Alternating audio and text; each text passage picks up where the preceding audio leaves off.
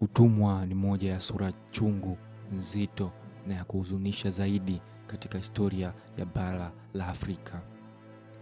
Ni kipindi ambacho binadamu waliofanyia wenzao ukatili wa hali ya juu, wakiwanyang'anya uhuru wao, majina yao, tamaduni zao na hata haki ya kuitwa binadamu.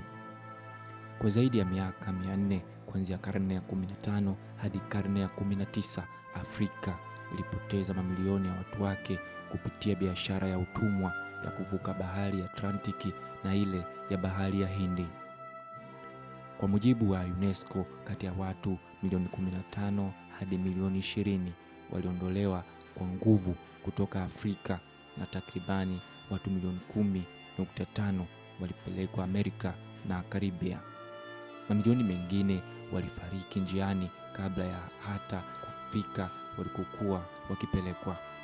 Biashara hii haikuathiri watu pekee, bali ilibadilisha kabisa mwelekeo wa historia ya bara la Afrika.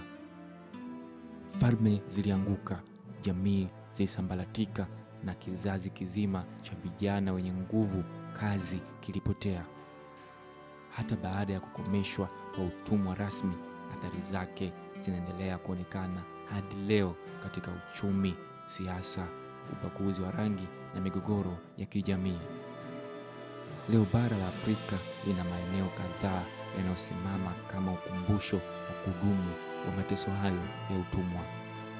Maeneo haya yanatembelewa na maelfu ya watu kila mwaka, wengine wakijifunza historia, wengine kutafakari na wengine kutafuta mizizi ya asili yao.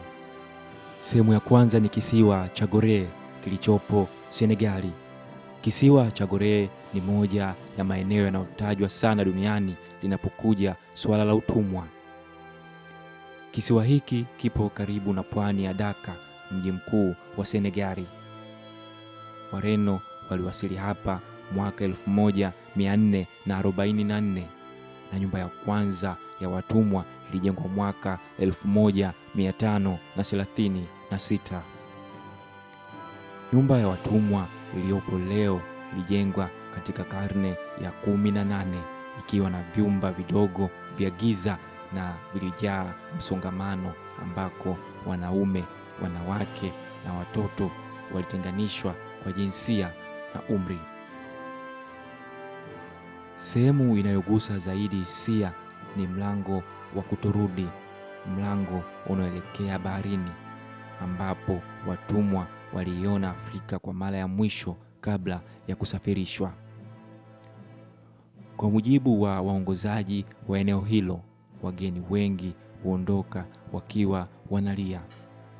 Papa John wa pili alipotembelea eneo hilo mwaka 1992 alitaja biashara ya watumwa kama dhambi dhidi ya wanadamu na dhidi ya Mungu. Leo zaidi ya watalii 700,000 hutembelea kisiwa cha Gorée kila mwaka. Kisiwa hiki kimekuwa urithi wa dunia chini ya UNESCO tangu mwaka 1978. Sehemu ya pili ambayo ina historia kubwa ya utumwa barani Afrika ni Agodrafo, ambayo ipo Togo.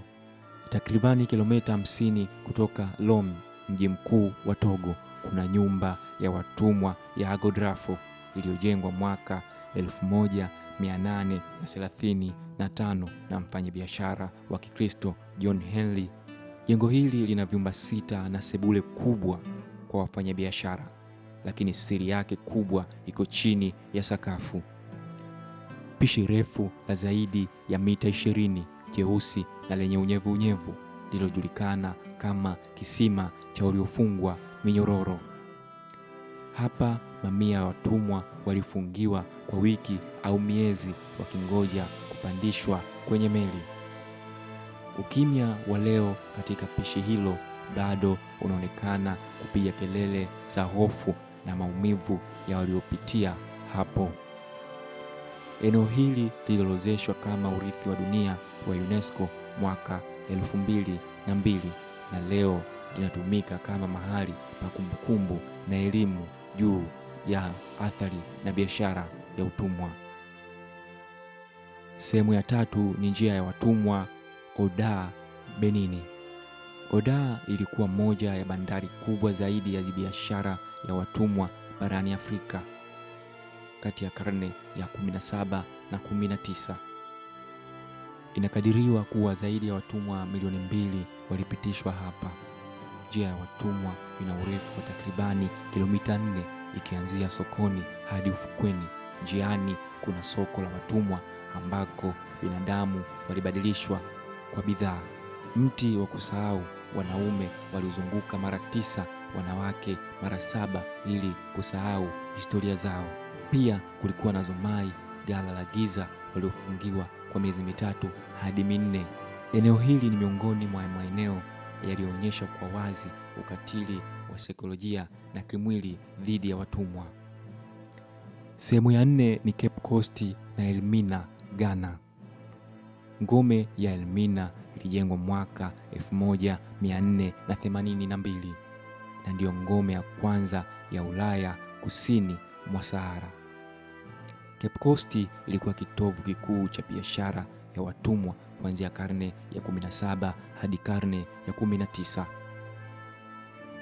Katika ngome hizi watawala wa kikoloni waliishi juu katika vyumba vya kifahari, huku watumwa wakifungiwa chini kwenye vyumba vya giza, bila hewa, bila maji na bila matumaini yoyote.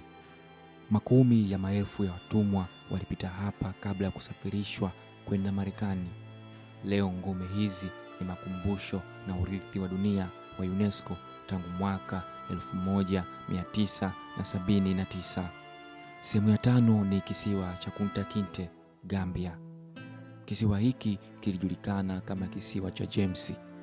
Kilibadilishwa jina mwaka 2011 na kuitwa Kunta Kinte. Kilikuwa kituo muhimu cha usafirishaji wa watumwa katika karne ya 17 na karne ya 18 hadi utumwa ulipopigwa marufuku rasmi mwaka 1807. Hadi leo bado kuna maghala ya watumwa, minyororo ya chuma na miti mingi ya uhuru ambako watumwa walitoroka wakijaribu kuufikia kama ishara ya matumaini. Kisiwa hiki kilitangazwa kuwa urithi wa dunia wa UNESCO mwaka 2003.